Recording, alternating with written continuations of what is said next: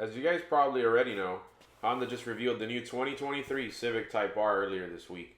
Today we're going to talk about the car's features and what I think about the information that has been provided so far. If this is something that interests you, stick around to find out whether you should consider this hot hatch as your next daily vehicle.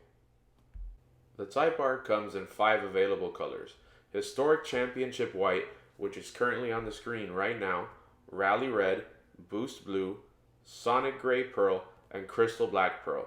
Just keep in mind that the accent colors will remain in black no matter what color you choose. You guys are going to CGI me in on the racetrack, right?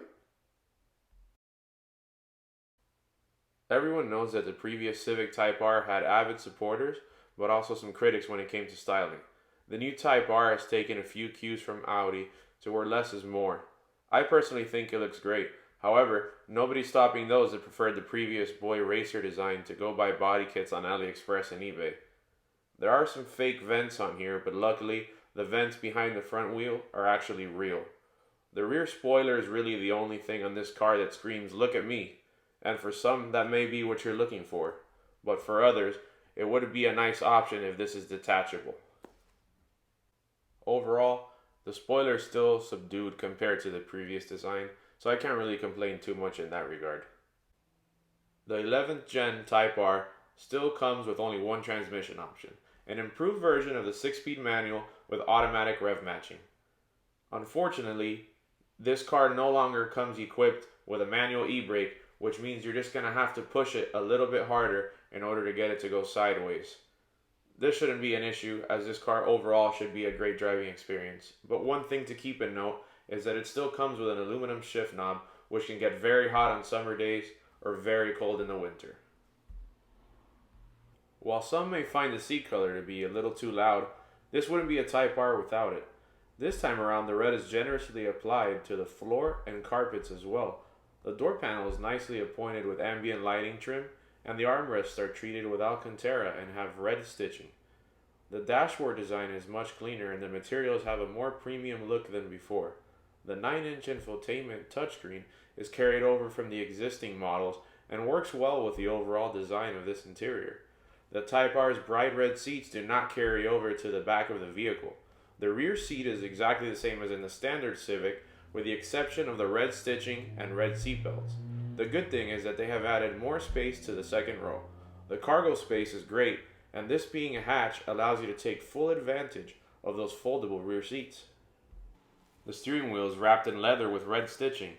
I think that an Alcantara steering wheel would have looked nice, however, it would not be as durable as leather and require more upkeep.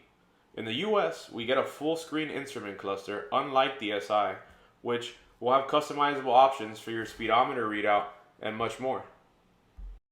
Honda says that the 2023 CTR will be the most powerful Type R the company has ever built. But if you want to know exactly how much power and torque that means, you're going to have to wait. What we do know, on the other hand, is that it just broke the lap record on the Suzuka circuit for front-wheel drive vehicles.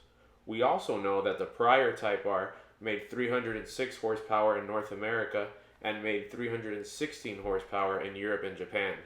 The assumption is that the Type R will gain approximately 10 horses, more or less, but who knows, maybe they will surprise us with a bigger jump in power than we're used to seeing Honda make in their vehicles, and that's a surprise that nobody would be mad about.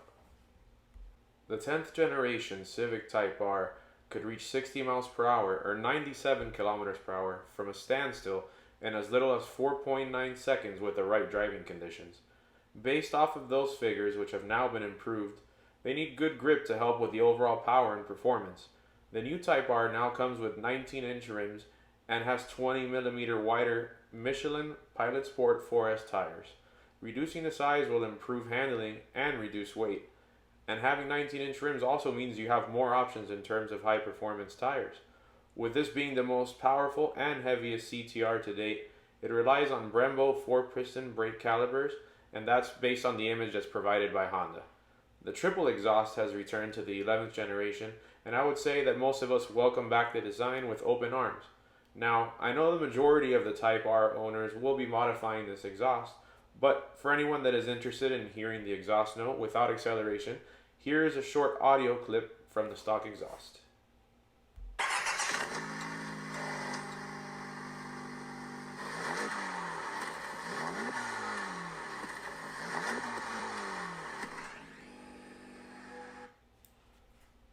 After everything we know so far, I'm excited to see what Honda has in store for us in the future regarding power, suspension, and pricing for this vehicle. I would expect for this vehicle to cost roughly around $40,000 to $43,000, and hopefully we can get it without ludicrous dealer markups. I want to thank you all that made it this far into the video. If you like what you saw today, it can't get any worse from here on out. So please like, share, and subscribe. And until next time, this is Avid Automotive signing out.